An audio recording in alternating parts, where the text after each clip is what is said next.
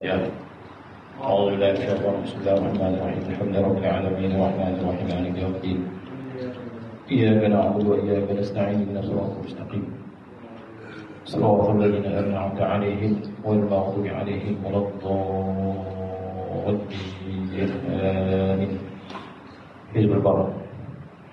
أعوذ بالله من الشيطان الرجيم بسم الله الرحمن الرحيم وإذا جاءك الذين يؤمنون بآياتنا فقل سلام عليكم كتب ربكم على نفسه الرحمة أنه من عمل منكم سوءا بجهالة ثم تاب من بعده وأصلح فأنه غفور رحيم بديع السماوات والأرض أنى يكون له ولد ولم تكن له صاحبة وخلق كل شيء وهو بكل شيء عليم ذلكم الله ربكم لا إله إلا هو خالق كل شيء فاعبدوه وهو على كل شيء وكيل لا تدرك الأبصار وهو يدرك الأبصار وهو اللطيف الخبير ألف لام را كاف ها يا عين صاد حميم عين سين قاف قال رب احكم بالحق وربنا الرحمن المستعان على ما تصفون طه ما أنزلنا عليك القرآن لتشقى إلا تذكرة لمن يخشى تنزيلا ممن خلق الأرض والسماوات العلى الرحمن على العرش استوى له ما في السماوات وما في الأرض وما بينهما وما تحت الثرى وإن تجهر بالقول فإنه يعلم السر وأخفى الله لا إله إلا هو له الأسماء الحسنى اللهم إنك تعلم أني بالجهالة معروف وأنت بالعلم موصوف وقد وسعت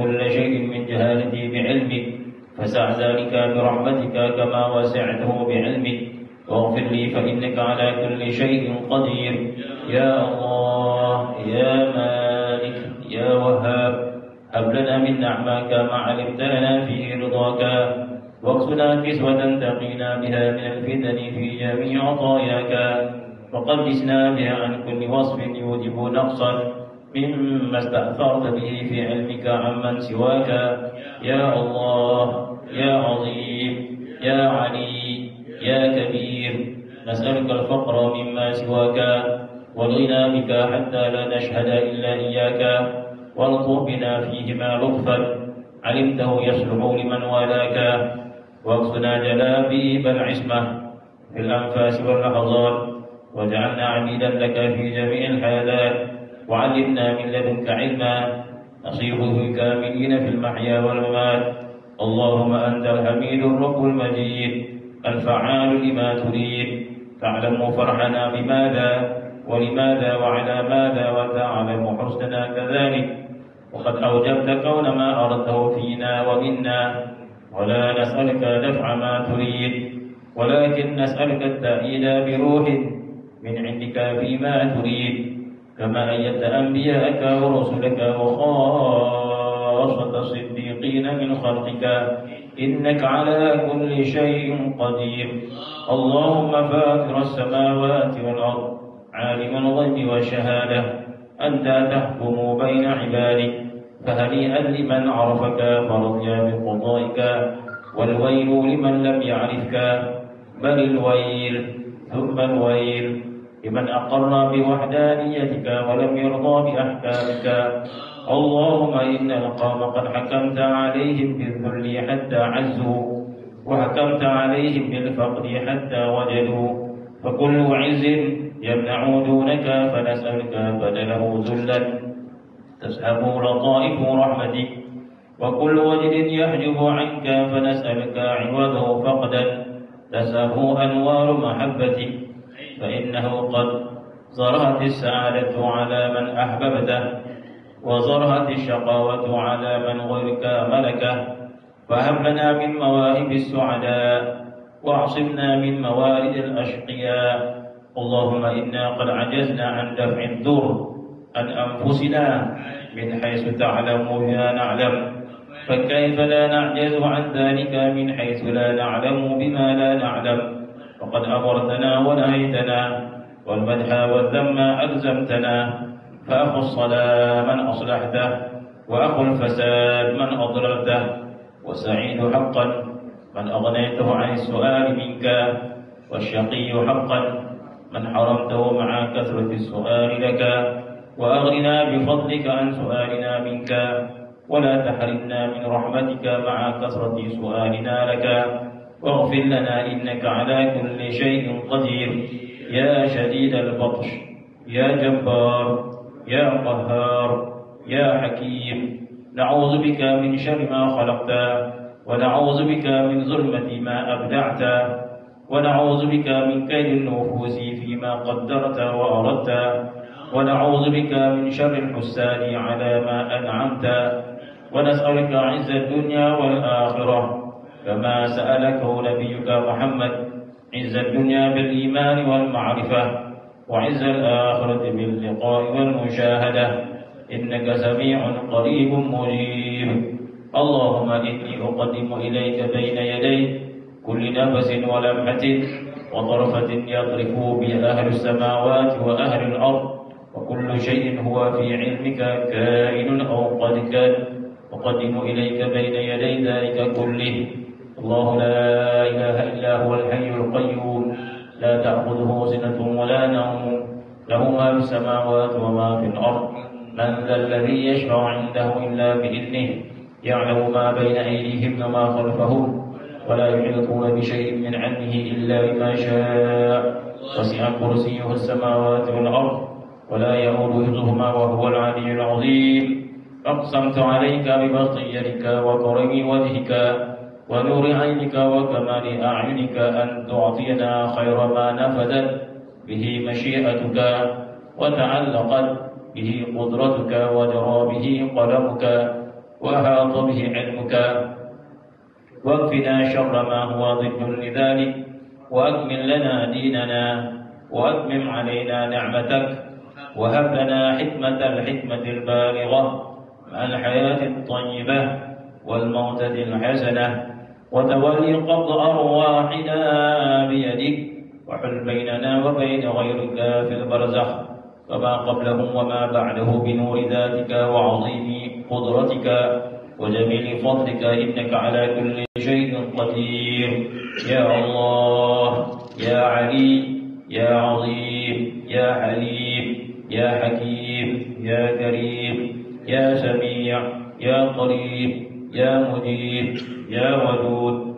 حل بيننا وبين فتنة الدنيا والنساء والغفلة والشهوة وظلم العباد وسوء الخلق، واغفر لنا ذنوبنا واقض عنا تبعاتنا، واكشف عنا السوء ونجنا من الغم، واجعل لنا منه فرجا ومخرجا، إنك على كل شيء قدير. يا الله، يا الله، يا الله، يا لطيف، يا رزاق، يا قوي، يا عزيز، لك مقاليد السماوات والأرض، تبسط الرزق لمن تشاء وتقدر، فبسط لنا من الرزق ما توصلنا به إلى رحمتك، ومن رحمتك ما تحول به بيننا وبين نقمك، ومن حلمك ما يسعنا به عفوك.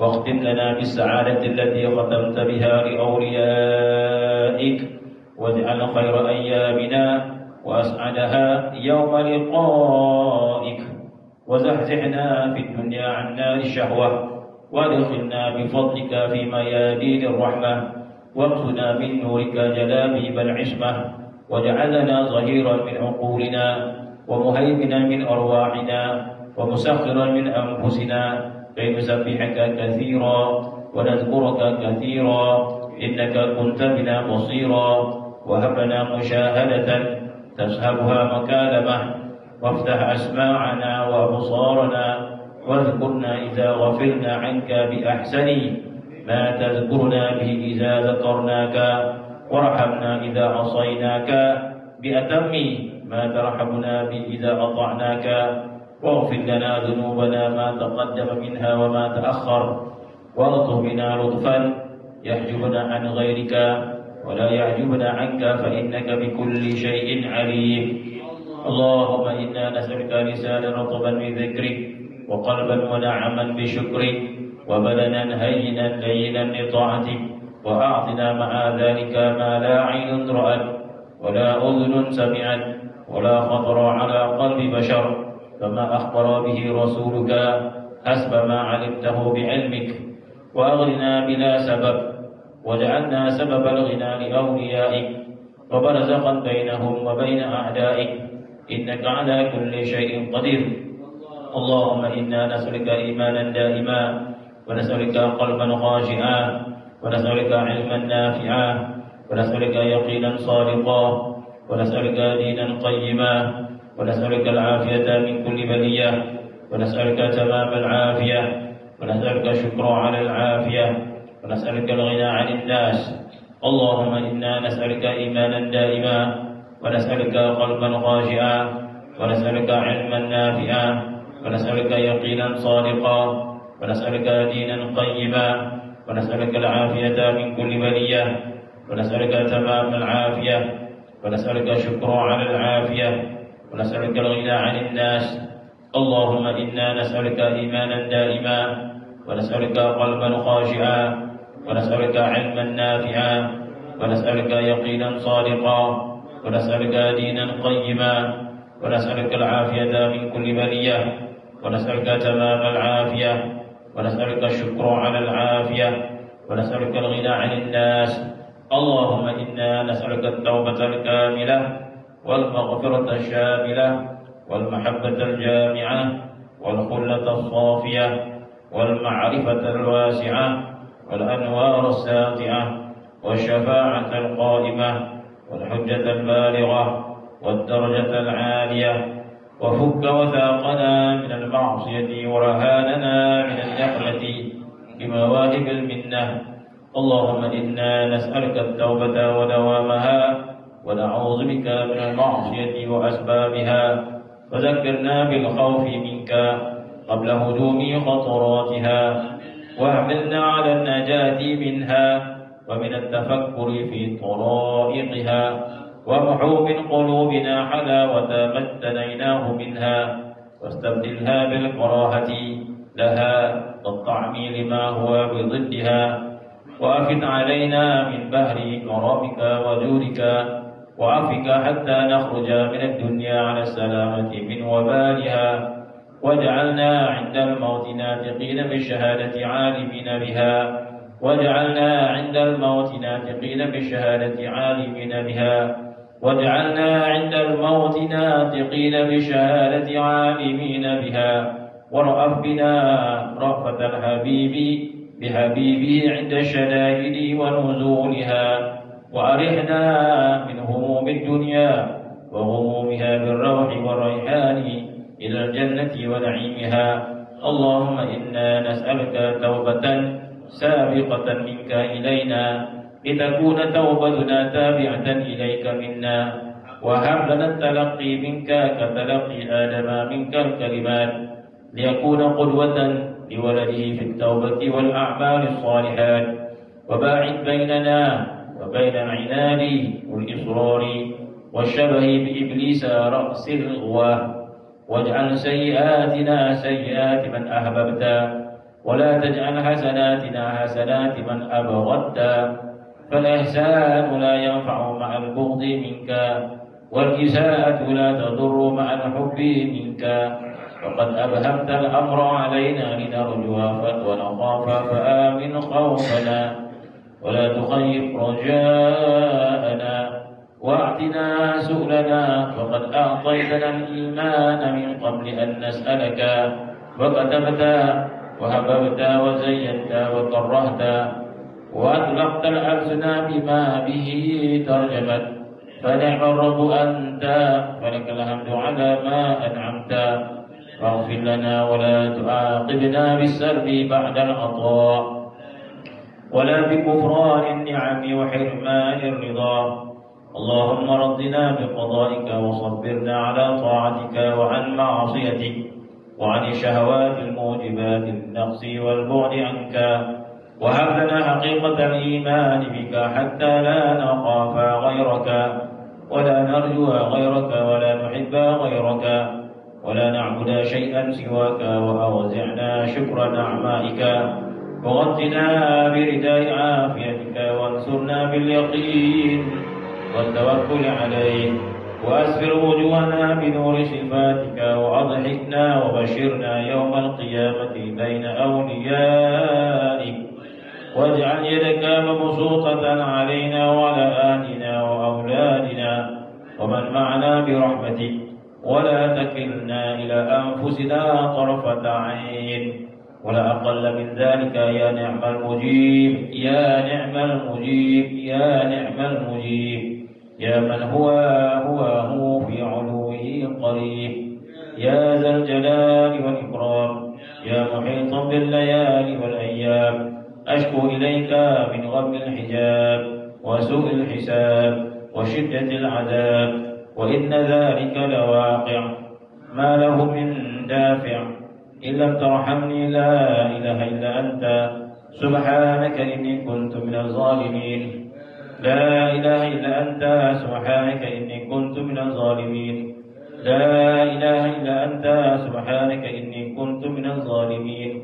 ولقد شكا إليك يعقوب فخلصته من حزنه، ورددت عليه ما ذهب من بصره، وجمعت بينه وبين ولده، ولقد ناداك نوح من قبل فنجيته من كربه، ولقد ناداك أيوب من بعد فكشفنا ما به من ضره، ولقد ناداك يونس فنجيته من غمه، ولقد ناداك زكريا فوهبت له ولدا من صلبه بعد يأس أهله وكبر سنه، ولقد علمت ما نزل بإبراهيم فأنقذه من نار عدوه، وأنجيت لوطا وآله من العذاب النازل بقومه، فها أنا ذا عبدك إن تعذبني بجميع ما علمت من عذابك فأنا عتيق به، وإن ترحمني كما رحمتهم مع عظيم إجرامي فأنت أولى بذلك وأحق من أكرم به، فليس كرمك مخصوصا لمن أطاعك وأقبل عليك، بل هو مبذول بالسبق لمن شئت من خلقك وإن عصاك وأعرض عنك، وليس من الكرم ألا تحسن إلا لمن أحسن إليك وأنت المفضال الغني، بل من الكرم أن تحسن إلى من أساء إليك وأنت الرحيم العليم، كيف وقد أمرتنا أن نحسن إلى من أساء إلينا فأنت أولى بذلك منا. ربنا ظلمنا أنفسنا وإن لم تغفر لنا وترحمنا لنكن من الخاسرين، ربنا ظلمنا أنفسنا وإن لم تغفر لنا وترحمنا لنكن من الخاسرين، ربنا ظلمنا أنفسنا وإن لم تغفر لنا وترحمنا لنكن من الخاسرين. يا الله يا الله يا الله يا رحمن يا رحيم يا حي يا قيوم، يا من هو يا هو، إن لم نكن لرحمتك أهلا أن ننالها فرحمتك أهل أن تنالنا يا رباه، يا مولاي يا مغيث من عصاه، يا رباه يا مولاي يا مغيث من عصاه، يا رباه يا مولاي يا مغيث من عصاه، أغثنا أغثنا أغثنا يا رب يا كريم ارحمنا، يا بر يا رحيم، يا من وسع كرسيه السماوات والأرض ولا يؤود حفظهما وهو العلي العظيم. أسألك الإيمان بحفظك إيمانا يسكن به قلبي من هم الرزق وخوف الخلق، واقرب مني قربا تمحق به عني كل حجاب، فحكته عن إبراهيم خليلك فلم يحتج لجبريل رسولك ولا لسؤاله منك، وحجبته بذلك عن نار عدوه، وكيف لا يحجب عن مضرة الأعداء من غيبته عن منفعة الأحباء، كلا إني أسألك أن تغيبني بقربك مني حتى لا أرى ولا أسمع ولا أحس بقرب شيء ولا ببعد عني، إنك على كل شيء قدير. أفحسبتم أنما خلقناكم عبثا وأنكم إلينا لا ترجعون فتعالى الله الملك الحق لا إله إلا هو رب العرش الكريم ومن يدع مع الله إلها آخر لا برهان له به فإنما حسابه عند ربه إنه لا يفلح الكافرون وقل رب اغفر وارحم وأنت خير الراحمين هو الحي لا إله إلا هو فادعوه مخلصين له الدين الحمد لله رب العالمين إن الله وملائكته يصلون على النبي يا أيها الذين آمنوا صلوا عليه وسلموا تسليما اللهم صل على سيدنا محمد وعلى آل سيدنا محمد كما صليت على سيدنا إبراهيم وعلى آل سيدنا إبراهيم وبارك على سيدنا محمد وعلى آل سيدنا محمد كما باركت على سيدنا إبراهيم وعلى آل سيدنا إبراهيم في العالمين إنك حميد مجيد اللهم وارض عن سيدنا الخلفاء الراشدين سيدنا أبو بكر الصديق وسيدنا عمر وسيدنا عثمان وسيدنا علي ورضي اللهم عن سيدنا حسن وسيدنا حسين وأمهما فاطمة الزهراء وعن أزواج نبيك الطاهر أمهات المؤمنين وعن الصحابة أجمعين وعن التابعين وتابعين بإحسان إلى يوم الدين ولا حول ولا قوة إلا بالله العلي العظيم سبحان ربك رب العزة عما يصفون سلام على المرسلين والحمد لله رب العالمين الفاتحة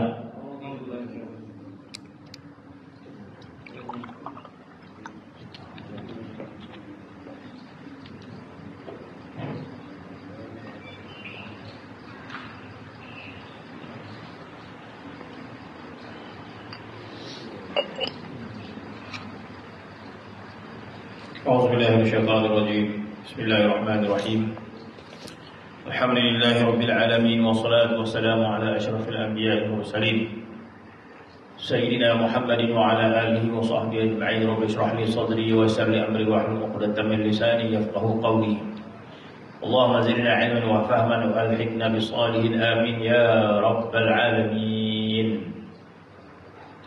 Sambungan kitab Manaqib Nafhat Rabbaniyah Uswat 88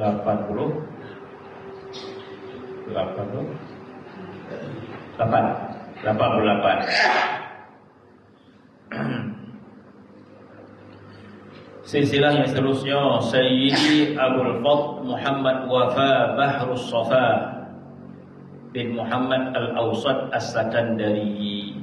Qala al-muallif rahimahullah wa nafa'ana bihi amin. Beliau data Sayyidi Muhammad Wafa Bahrus Safa. Beliau adalah Al-Qutbul Ghawth. Al-Qutbul Ghawth Az-Zaman, Qutbul Ghawth Az-Zaman. Az-Zaman Al-Imam. Gelarannya Al-Qutbul Ghawth Az-Zaman, Qutbul Zaman. Wa huwa al-Imam Al-Arif Billah Sayyidi Abul Fadl Muhammad Wafa Ibni Muhammad An-Najd Asy-Syadzili. Beliau di antara ulama yang beraliran tariqah Asy-Syadziliyah yang masyhur. Sebab As-Sayyidi Muhammad Wafa Bahrus Safa di antara beliau dengan Al-Imam Syadzili radhiyallahu anhu adalah berapa? 1, 2, 3, 4 generasi. Bermaksud beliau adalah di antara generasi yang awal dari Imam Syadzili. Al-Imam Syadzili radhiyallahu anhu khalifah selepas dia adalah Sayyidi Abu Abbas Al-Mursi. Selepas Sayyidi Abu Abbas Al-Mursi, Al-Imam Ibnu Athaillah As-Sakandari. Selepas Al-Imam Ibnu Athaillah As-Sakandari, jadi silsilah yang kita baca sebelum ni, Sayyidi Abu Sulaiman Daud Al-Bakhili. Selepas Ibnu As-Sakandari, yaitu Sayyidi Abu Sulaiman Daud Al-Bakhili, terkenal dengan Sayyidi Daud Al-Bakhili. 3 gelar Sayyid Daud Al-Baqili, Sayyid Sulaiman Al-Baqili, dikenal Sayyid Daud Al-Baqili, terkenal dengan Sayyid Daud Al-Baqili. Kemudian murid kepada Sayyid Daud Al-Baqili adalah Sayyidi Muhammad Wafa Bahrus Safa. Jadi selepas Sayyidi Muhammad Wafa Bahrus Safa, anak ada wali yang terkenal di Mesir bernama Sayyidi Ali Wafa. Nak beranak ayah dia, tuan guru murabbi Sayyid Muhammad Wafa Bahrus Safa. Selepas dia anak ada Sayyidi Ali Wafa, yang makam dia ada di Mesir.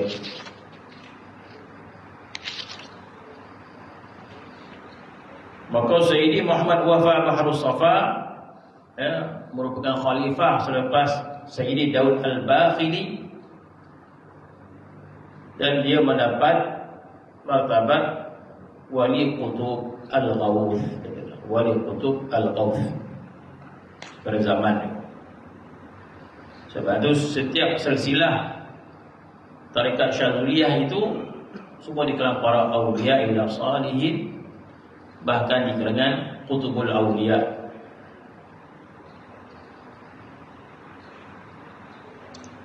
Dan lebih dikenali dengan nama dia dikenal Sayyid Muhammad Wafa Bahrus Safa. Terkenal dengan Sayyidi Muhammad Wafa Bahrus Safa. Sayyidi Muhammad Safa, Sayyidi Muhammad Wafa Bahrus Safa. Dan itu beliau berasal Maghribi, kemudian dia berpindah ke Iskandariyah. Sayyidi Muhammad Wafa lahir di Iskandariyah, sebab itu belakang dia ada As-Sakandari pada tahun 70 Hijriah. Diriwayatkan setelah kelahiran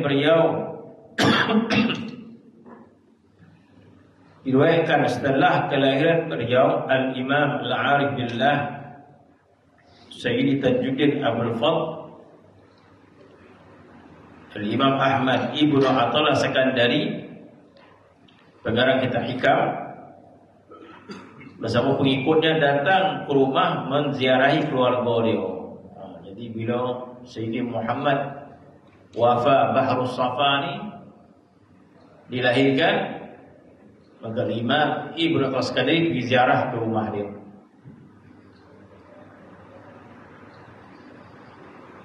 Sebab itu sebahagian besar daripada para awliya itu mereka telah pun dijaga oleh Allah Subhanahu wa taala sebanyak kecil lagi. Sebanyak kecil lagi Allah Subhanahu wa taala telah memberikan inayah kepada mereka. Sebanyak kecil lagi Allah Subhanahu wa taala memelihara mereka sebanyak kecil. Sebahagian lah, ada sebahagian tak. Bila dah besar baru dia jadi orang baik. Masa muda rasib.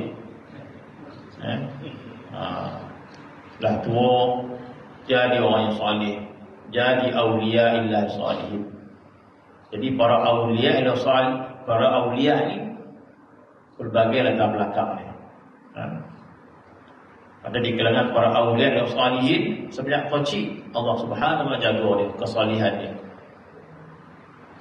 Ada kalangan para awliya dan salihin dah dewasa dah, baru dia bertaubat, beramal dan menjadi di kalangan para awliya dan salihin.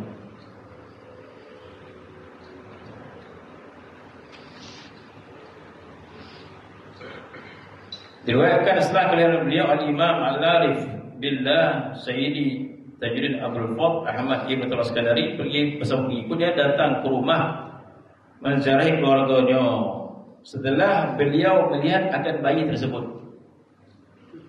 Jadi Imam Ibnu Athaillah Sakandari dia ada murid dia Sayyidi Daud Al-Baqili. Sayyidi Daud Al-Baqili. Jadi Sayyidi Muhammad Wafa Bahrus Safa ini guru dia Sayyidi Daud Al-Bakhili. Dia tak sampai berguru dengan Ibnu Athaillah Sekandari. Dia sampai berjumpa dengan Imam Ibnu Athaillah ketika mana dilahirkan. Dia didoakan oleh Ibnu Athaillah Sekandari. Maka datanglah Imam Ibnu Athaillah Sekandari bersama pengikut datang ke rumah menziarahi keluarganya. Setelah beliau melihat akan bayi tersebut, beliau terus menciumnya dan berkata kepada murid-muridnya. Oh, Masya Allah. Ini kita kata kasyaf. Kasyaf. Ya. Bayi itu belum besar, maka ulama dah berfirasat dah. Bayi ini nanti akan jadi orang mulia. Bayi ini akan jadi orang hebat.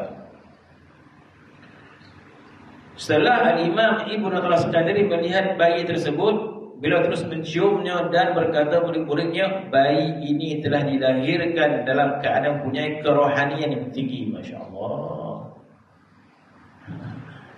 Jadi satu kelebihan termasuk Ibnu Sekandari telah melihat bahawa bayi ini dilahirkan beserta dengan kerohanian dia. Jadi kerohanian ini kita mendapatnya apabila kita berguru, bila kita berguru dengan guru murabbi, barulah kita dapat kerohanian tersebut. Barulah Allah Subhanahu Wa Taala kurniakan kita kerohanian tersebut. Apa maksud kerohanian? Maksud kerohanian, roh dia hidup. Apa maksud kerohanian? Maksud roh dia hidup. Sebab manusia ini terbagi kepada dua, jasad dan roh. Jasad dan roh. Jadi daripada kecil kita dah biasa makan, minum. Kanak-kanak makan, minum.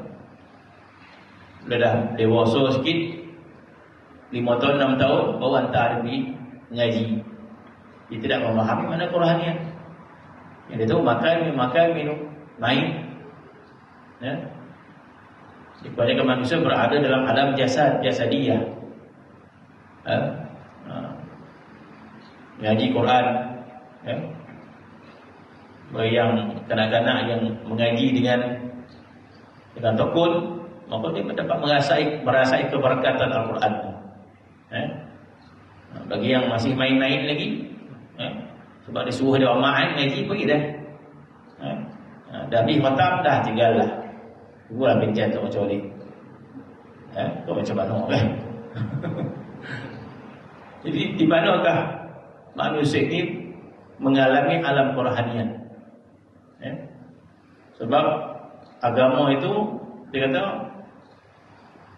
kesampingan. Agama itu kesampingan, agama itu waktu-waktu tertentu dia kata. Jadi kita dah biasa hidup dalam alam jasadiyah. Alam jasad. Alam jasad ni menebal dalam diri kita. Alam kerohanian ni bila kita solat, itu pun tak khusyuk atau tidak. Alam kerohanian bermaksud alam hubungan kita dengan Allah Subhanahu Wa Taala. Itu masuk alam kerohanian. Alam kerohanian bermaksud alam yang kita bercinta dengan Allah Subhanahu Wa Taala. Itu masuk alam kerohanian. Alam kerohanian adalah alam leko dia kepada Allah Subhanahu Wa Taala. Rindu dia kepada Allah Subhanahu Wa Taala. Bersuka-suka dia dengan Allah Subhanahu Wa Taala. Itu masuk alam kerohanian. Tak lebih tak kurang. Jadi para awliya dan salihin itu adalah berada dalam alam kerohanian. Ruh dia bersama dengan Allah Subhanahu Wa Taala, tak lebih tak kurang. Bukan kita terbang kabal, benda yang pelik-pelik, berzikir sampai hilang sebagainya. Anda hilang, mati tak tahu kubur. Dia ui macam mana nak dapat derajat macam tu. Bukan itu tujuannya. Bukan tujuan kita nak hilang apa. Rasulullah tak hilang. Tujuan kita adalah untuk hidup di dunia ini kita rasa bahagia dengan Allah Subhanahu Wa Taala. Sentiasa asyik dengan Allah Subhanahu Wa Taala.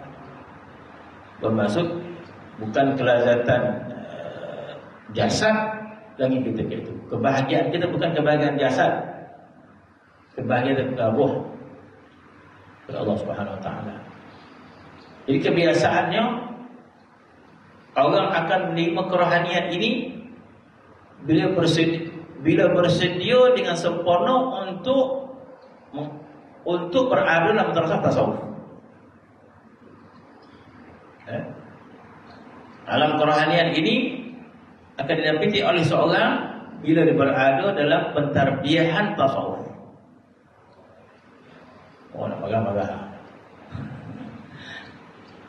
Tak boleh kita nak dapat alam kerohanian yang sempurna dengan kita beramal sendiri. Baca buku, beramal sendiri. Asma'ul Husna itu kan. Baca tanpa lugu. Maka pagi dia tak ke mana. Tidak dapat tidak, kena cari madrasah. Tidak dapat tidak, mesti cari seorang guru yang mana guru itu mendapat tarbiyah daripada guru dia, daripada guru dia, daripada guru dia, daripada guru dia sampai kepada Rasulullah SAW. Yang kita kata sanad. Lepas tu ulama mengatakan as-sanad al-isnad minad din. Al-isnad minad din. Sanad itu adalah sebahagian agama. Al-isnad minad din. Ada sanad ni bahagian agama. Sebab itu nak kita kata nak kuat agama kita mesti ada sanad. Ada orang dia remehkan sanad. Kenapa perlu sanad? Sebab kita memahamkan agama ini dari guru sebelum kita.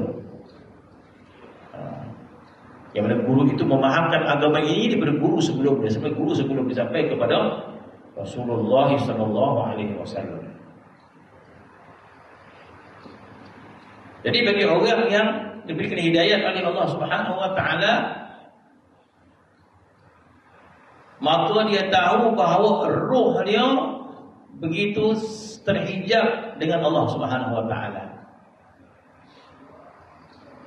Dia dapat tahu, dapat kenal pasti bahawa betapa hijabnya roh dia dengan Allah Subhanahu wa taala. Ini sekiranya Allah Subhanahu wa taala merahmati seorang. Apabila seorang itu tidak mendapat kemuliaan ini, maka dia tidak merasai kegelapan hijab itu. Bagi orang yang tidak diberikan faham oleh Allah Subhanahu wa taala, maka dia tidak memahami kegelapan hijab, maka dia redha apa yang dia dapat dari dunia ni. Sekadar dia sembahyang, sekadar ada, yang penting perut kenyang. Boleh gitu. Maka dia tidak ada keinginan untuk menyempurnakan kerohanian dia. Dengan kata dia tidak berkeinginan untuk musyahadah pada Allah Subhanahu wa taala. Dia tidak berkeinginan untuk memandang kebesaran Allah Subhanahu wa taala. Dia tidak ingin memandang kepada kebesaran Allah Subhanahu wa taala. Sebab dia memadai dengan kehebatan dunia ni. Oh, dunia ni hebat. Impian dia nak harta, impian dia nak pangkat dan sebagainya. Itu diimpikan. Jadi jutawan, orang yang kata dia jutawan. Di masalah dia tidak memahami musyahadah, makna musyahadah pada Allah Subhanahu wa taala. Dia tidak memahami kesempurnaan musyahadah kepada Allah Subhanahu wa taala. Sebab itu orang yang musyahadah kepada Allah Subhanahu wa taala itu yang diistilahkan oleh para ulama sebagai insanul kamil. Insan kamil. Apa maksud insan kamil? Oh, kita dah sempurna dah, sakit tak ada, kucing mani okey. Rasa kamil. Begitu maksud insan kamil. Yang kita jaga jasad kita, kita jaga kesihatan, kita jaga. Bukan itu maksud insan. Insanul kamil adalah insan yang kamil ar-ruh, kamil ruh. Ruh dia kamil. Bila ruh yang kamil macam mana? Ruh yang kamil, ruh yang musyahadah pada Allah Subhanahu wa taala. Bila menyebut nama Allah, musyahadah kita pada Allah Subhanahu wa taala. Maka kita berada dalam, kita kata apa? Dalam lautan samudra ma'rifah pada Allah Subhanahu wa taala. Kecintaan pada Allah Subhanahu wa taala. Jadi kebahagiaan hidup adalah berzikir pada Allah Subhanahu wa taala. Tak ada waktu kita nak fikirkan orang. Tak ada waktu kita nak fikirkan kelemahan orang. Orang ni macam ni, orang nak tak buat, orang tak betul. Tak ada waktu sebenarnya. Orang tasawuf tak ada waktu untuk sakit hati pada orang. Orang tasawuf tak ada waktu untuk melihat kepada keaiban orang. Tak ada. Itu adalah kita kata kerendahan awam. Ya bila orang ni tak batu, orang ni tak batu, orang ni tak batu. Itu kata danaah, mana akhlak yang awam. Orang awam yang berakhlak, okey. Orang awam yang tidak faham makna musyahadah pada makrifah, dia jaga akhlak dia, okey. Ini lebih bawah pada awam lagi. Orang awam yang soleh, orang awam yang jaga solat, orang awam yang jaga akhlak, itu okey. Ini lebih baik, lebih bawah pada orang awam. Bagaimana nak bertasawuf dengan Allah Subhanahu wa taala? Kita melihat aib orang yang kesalahan orang ni, kesalahan orang. Ini kata-kata terlampau bawah sangat level kita di sisi Allah Subhanahu wa taala. Sebab alam kerohanian adalah alam cinta kita kepada Allah Subhanahu wa taala. Tak sampai kita nak melihat aib orang. Sampai. Sebagaimana di akhirat nanti kita tak sampai nak tengok aib orang. Dekat dunia memang kita suka tengok aib orang. Orang yang silap. Betapa dahsyatnya hari akhirat, manusia tak sempat nak tengok aib orang. Sebab itu bila Nabi SAW mengatakan kepada Siti Aisyah, wahai Aisyah, manusia di padang mahsyar nanti semua telanjang, tidak ada pakaian. Maka Aisyah mengatakan, ya Rasulullah, malulah macam tu, ya Rasulullah, malu. Nabi kata tak sampai nak malu. Kenapa? Manusia tak teringin pun tengok aib orang. Kalau sini yang kumun dia orang, ambil gambar, selfie mo. Jadi Nabi kata, wahai Aisyah, di padang mahsyar tak sempat nak tengok. Sebab dahsyatnya padang mahsyar ketika itu, dalam Al-Quran menyebut yauma idzin sya'nun yughni. Yauma idzin sya'nun yughni. Yauma idzin sya'nun yughni. Hari akhirat itu sya'nun, keadaan kita dengan Allah Subhanahu wa taala banyak. Yughni, cukuplah kita dengan masalah kita. Tak sampai kita tengok masalah orang. Itu di akhirat.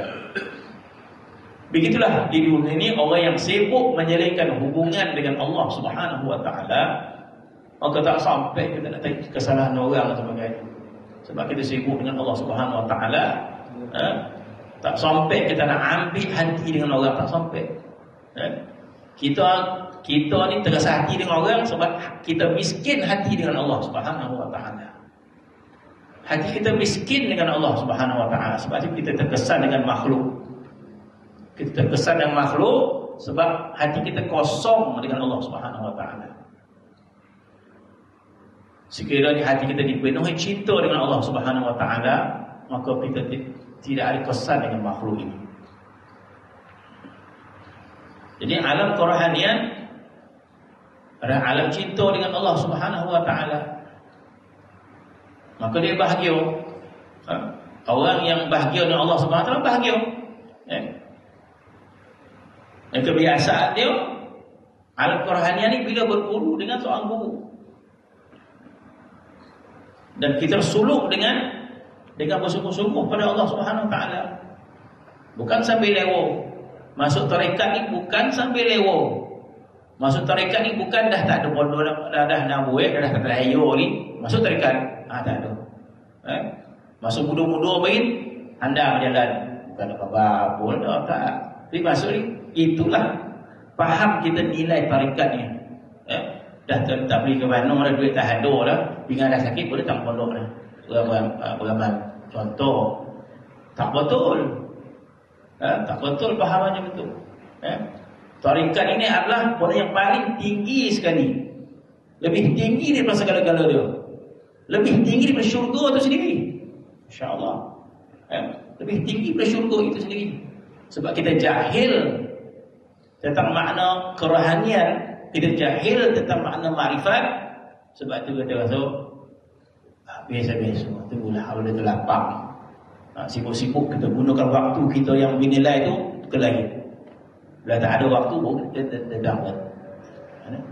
Kita tak faham mana nilai kerohanian itu. Jadi kerohanian ini adalah benda yang paling tinggi nilai dia. Kita kena memandang tinggi nilai dia.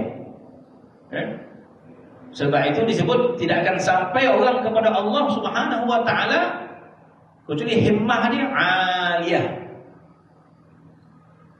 Orang takkan sampai kepada Allah Subhanahu Wa Taala kecuali himmah dia aliyah, paling tinggi. Paling tinggi himmah ni apa? Himmah ni keinginan, cita-cita dia kat dunia ni makrifat pada Allah SWT. Kalau tak ada cita-cita tu, tak ada orang. Berarti lah tak sampai kita pada Allah SWT. Sebab kita ada benda yang kita nak capai yang lebih besar lagi. Ada benda besar yang lebih penting. Daripada kita nak makrifat pada Allah SWT. Maka himmah kita rendah. Himmah kita rendah. Kita boleh tanyalah hati kita, apa kita nak ke dunia ni? Tanya hati kita, kita nak apa ke dunia ni? Tanya hati kita nak apa ke dunia ni? Sekadar nak berkahwin, sekadar ada anak, sekadar ada rumah, apa lagi kita kata? Sempurna. Kalau itu cita-cita kita, maka kita takkan dapat makrifat pada Allah Subhanahu Wa Taala. Bila kita ada cita-cita, bukankah itu impian kita, itu kerisauan kita. Bila orang cita-cita hidup dia berniaga, tak boleh niaga. Tapi itu yang paling tinggi sekali. Apa yang berlaku hidup dia? Dia fikir pagi petang siang malam, risau dia.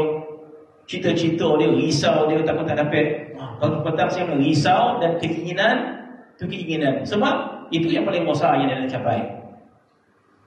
Makrifat pada Allah SWT, tunggu lalu.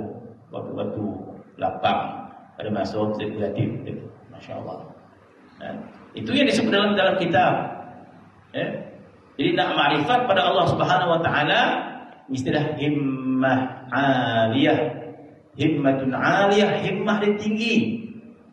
Bermaksud inilah cita-cita yang tertinggi sesuai apa yang Allah Subhanahu Wa Taala sebut dalam Quran. Dalil di Quran. Nak percaya, tak nak percaya, pokok di situlah. Dari Al-Quran, wa ma khalaqtul jinna wal ins illa liya'budun. Tidak aku jadikan jin dan manusia kecuali untuk ibadat. Ibadat ini kata Ibnu Abbas ma'rifat. Maka jadilah maksud Al-Quran itu wa ma khalaqtul jinna wal ins illa liya'rifuni. Tidak aku jadikan jin dan manusia supaya dia ma'rifat kepada aku. Jadi ma'rifat itu bukan orang lakinya. Ma'rifat seluruh makhluk ini ma'rifat pada Allah Subhanahu Wa Taala. Tuntutan dia lah, dia kata. Maka alam kerohanian ini adalah alam cinta dengan Allah Subhanahu Wa Taala. Termasuk alam kerohanian, alam cinta dengan Allah Subhanahu Wa Taala. Maka kebiasaannya seseorang yang bertemu dengan murabbi, dan murabbi ini membawa dia kepada alam kerohanian Allah Subhanahu Wa Taala. Maka ada sebagian para awliya dan salihin Allah Subhanahu Wa Taala berikan dia inayah sejak kecil lagi. Hati dia terpaut pada Allah Subhanahu Wa Taala. Hati dia terpaut kepada Allah sejak kecil lagi. Maka di antara dia Sayyidi Muhammad Wafa Bahrus Safa. Dengan firasat Ibn Al-Sakandari, dia mengatakan apa? Dia mencium bayi itu dan dia katakan murid dia, bayi ini dilahirkan dalam keadaan punya kerohanian yang begitu tinggi. Masya-Allah. Apa maksud kerohanian yang begitu tinggi? Maksudnya keinginan dia kepada Allah Subhanahu wa taala sangat tinggi dia. Tidaklah kerohanian itu tinggi kecuali bersangatan ingin pada Allah. Itu maksud tinggi. Ingin sangat pada Allah Subhanahu wa taala. Macam kita ni dia tunai lah, tunai. Lewe semayang. Sangat. Balik kampung jumpa cucu. Hore gitu. Tak ada apa contoh. Riang deh. Sebab kita ni diliputi syahwat-syahwat kan. Cucu, anak, itu yang kecintaan yang boleh kita faham kepada Allah Subhanahu wa taala gitu. Lewe lah gitu. Dah. Sebab kerohanian kita tidak tinggi. Tak tinggi. Sebab cita-cita kita semua pandai-pandai. Tambah apalah berkelahi pelipur pergi kanan depan belakang habis tak ada apa-apa.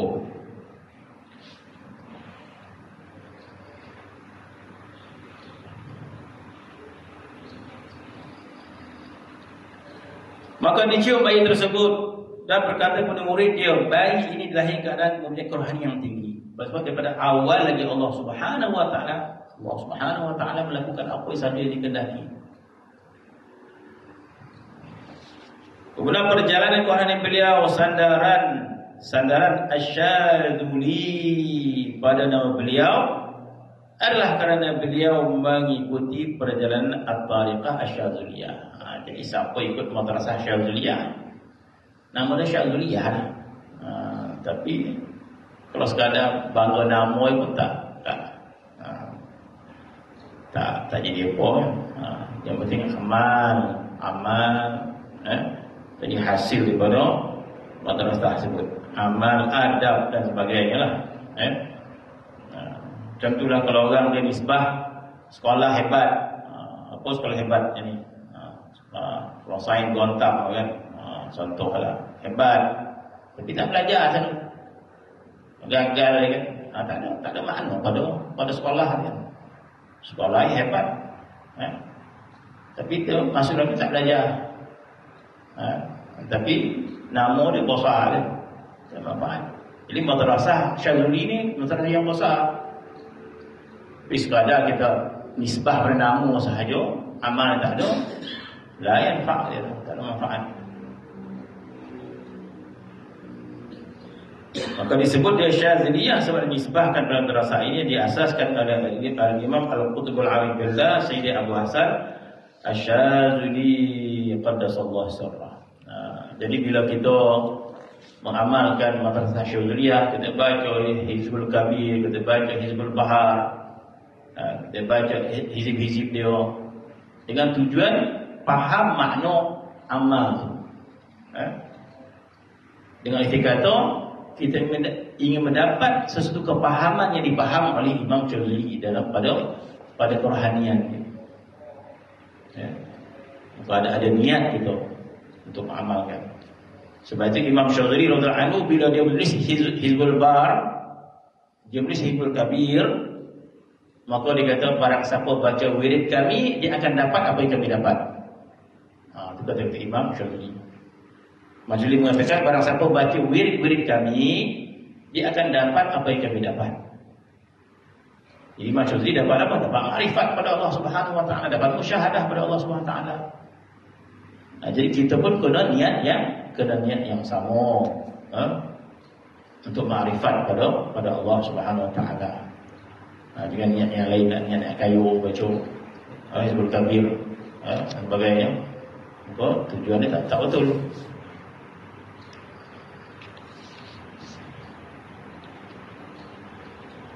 Beliau menerima tarbiyah dari pendidikan Al-Arif Sayyidi Daud Al-Bakhili yang kita baca sebelum ini, murid kepada Imam Ibn Al-Askandari, berguru dengan Sayyidi Imam Daud Al-Bakhili, merupakan Qutbul Awliya.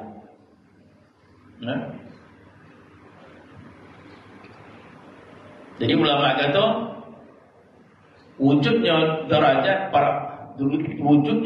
para aulia ini diterima dengan akal dan juga nakal. Wujudnya martabat para aulia ini berdalilkan akal dan juga hadis Nabi SAW. Jadi para aulia ini punya derajat. Bahkan Al-Imam Suyuti rahimahullah menghimpunkan hadis-hadis Nabi tentang golongan para aulia ila salihin. Ada nama dia akhyar, ada nama dia badal, ada nama dia abdal, akhyar, nujaba dan sebagainya. Dan yang paling tinggi dia disebut kutub, waus dan sebagainya. Maka kedudukan para aulia ini berdalilkan akal. Satu akal. Mana akal kita boleh terima dah bahawa secara akal kita tak boleh tolak wujudnya para aulia. Kenapa? Sebab setiap zaman mesti ada orang yang paling bertakwa pada Allah SWT. Mesti ada orang paling bertakwa. Dan mesti ada orang yang paling jahat. Kan? Kalau orang yang jahat ada tingkatan-tingkatan dia. Ada yang jahat, ada yang paling jahat. Ada yang pelosit, ada yang paling pelosit. Yang jahat ada derajat dia. Tiba-tiba yang baik tu tak ada pula derajat dia. Mana boleh. Yang baik juga mesti ada derajat dia. Allah SWT sebut inna akramakum indallahi atqakum. Orang paling mulia orang paling bertakwa. Siapa yang paling bertakwa? Allah Taala itu. Jadi mesti ada yang paling tinggi. Setiap zaman mesti ada orang yang paling bertakwa pada pandangan Allah Subhanahu Wa Taala. Padahal pada zaman sekarang ni mesti ada seorang yang Tuhan pandang yang paling bertakwa. Mesti ada. Kalau sepanjang zaman ada orang. Jadi mesti ada tingkatan yang kedua, ketiga, derajat akal yang jadi derajat akal boleh terima derajat-derajat itu. Pada sudut riwayat hadisnya memang ada hadis Nabi sallallahu alaihi wasallam yang dihimpunkan oleh Imam Suyuti rahimahullah tentang gelaran-gelaran para aulia tersebut. Dan sudah tentulah kita kata para aulia ini yang paling tinggi derajat dia, yang paling makrifat kepada Allah Subhanahu wa taala, yang paling makrifat kepada Allah Subhanahu wa taala, yang paling cinta kepada Allah Subhanahu wa taala.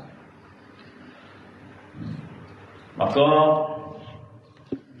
dia menerima tarbiyah daripada Al-Arif Billah Sayyidi Daud bin Umar Makhalla Al-Baqili Al-Kahar. Setelah mendapat izin tarbiyah, masya-Allah, mana dia berguru dengan guru dia ikhlas kerana Allah Subhanahu wa taala. Kalau awal-awal lagi masuk tarekat nak jadi guru, awal-awal ni tak berjaya. Awal-awal orang masuk tarekat nak jadi guru, awal tak berjaya. Mana masuk tarekat ikhlas kerana Allah Subhanahu wa taala, untuk makrifat kepada Allah Subhanahu wa taala. Bukan niat nak jadi guru dan sebagainya. Makrifat Allah Subhanahu wa taala. Kalau Allah Subhanahu wa taala izinkan kita, maka diizinkan kita mentarbiyah. Kalau tidak diizinkan, di antara kita dengan Allah Subhanahu wa taala. Maka sehingga Sayyidi Muhammad Wafa Baharus Safa mendapat izin tarbiyah daripada guru dia. Sebab itu madrasah Syadriyah ini dia punya adab dia sebab izin guru. Jadi Sayyidi Muhammad Wafa Baharus Safa mendapat keizinan daripada guru dia. Setelah mendapat izin tarbiyah, beliau kemudian mengasaskan sebuah zawiyah yang terletak di Akhmim, utara Mesir. Utara Mesir kat Skenaria. Dan merupakan sebuah zawiyah yang besar. Masya-Allah, mana kata zaman dia ni dah tersebar. Sayyidi Abu Abbas Al-Mursi, Ibn Al-Sakandari, tu dah dah tersebar, dah bercabang-cabang dah madrasah dia. Sebab Imam Syazili ada murid dia, bukan setiap orang kursi dia, ada 2-3 orang murid dia. Dan murid ni bertambah ramailah. Maka pada zaman ini Sayyidina Muhammad Wafa Bahrus Safa mengasaskan zawiyah yang besar serta dikunjungi ramai manusia. Maka di sana beliau mendirikan rumah tangga dan dikurniakan seorang anak yang mewarisi kerohanian beliau. Jadi anak pun mewarisi kerohanian ayah dia, Sayyidina Ali Wafa.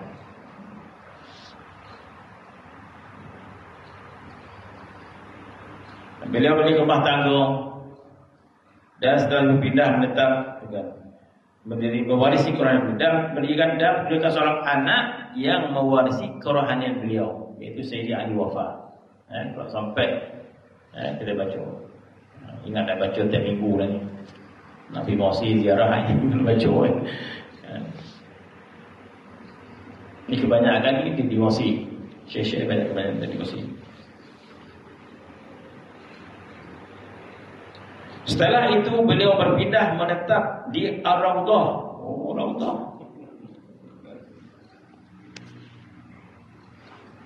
Setelah itu berpindah dan menetap di Ar-Rawdah yang terletak berhampiran dengan Sungai Nil untuk memfokus hidup beliau dengan ibadah kepada Allah Subhanahu Wa Taala dia sendiri. Tinggal murid, tinggal madrasah dia sendiri. Jadi mana kata bila dia buat zawiyah itu sibuk dengan tarbiyah orang, tarbiyah payah orang ni anak betulkan. Sampai tahap dah tinggal dekat khalifah dia menyendiri di rumah. Itu untuk dia dengan Allah Subhanahu Wa Taala, tak ada siapa nak kacau lah. Dan tiba-tiba tak ada lah. Panik kalau tiba orang. Kojak kelai. Tak masuk dah. Nak membetulan babak tu dah. Dia tinggal pada naik khalifah. Selesai lah. Banyak orang ni kan.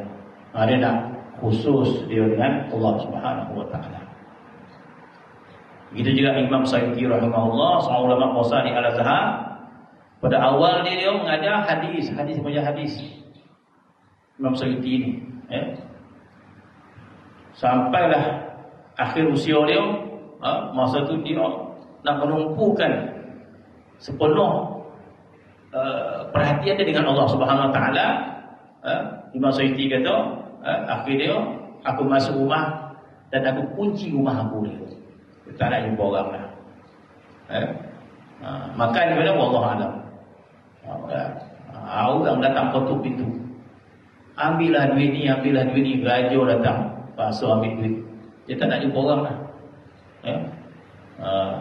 Nak menumpukan sepenuhnya dengan Allah Subhanahu Wa Taala. Nak mati ni jumpa Allah Subhanahu Wa Taala. Aku dah sedia sungguh-sungguh lah. Sedia sungguh-sungguh hati kita dengan Allah Subhanahu Wa Taala. Kita nak mati, kita nak sedia separuh macam mana? Atau tak nak sedia langsung? Atau kita nak sibuk dengan dunia ni, tiba-tiba mati pulanglah dia. Kita nak mati tu Allah Taala, kita nak sedia separuh ke? Atau kita nak sedia langsung ke? Atau kita nak sedia sungguh-sungguh? Macam kekasih nak jumpa kekasih lah. Macam mana? Nak bersiap betul-betul ke? Pakai gigi semua ke? Atau kena pakai baju-baju atau jumpa? Dua-dua boleh jumpa kan? Atau kita sedia? Bagi orang yang abad akan sedia sungguh-sungguh. Begitulah para ulama, para awliya yang salihin. Bila sampai satu tahap, tinggalkan urusan makhluk ini. Sebab dia nak bersedia sungguh-sungguh bertemu dengan Allah Subhanahu Wa Taala dengan hati yang begitu sejahtera, begitu cinta dan sebagainya. Itulah Imam Sayyidi rahimahullah. Di akhirnya dia kata, aku tak nak jumpa orang lah, tutup.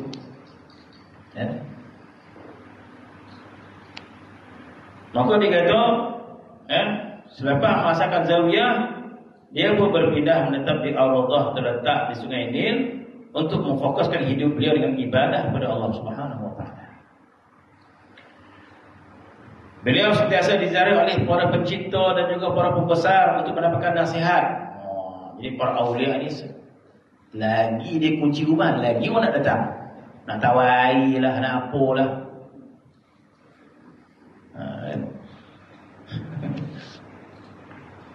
Nabi barakah kan.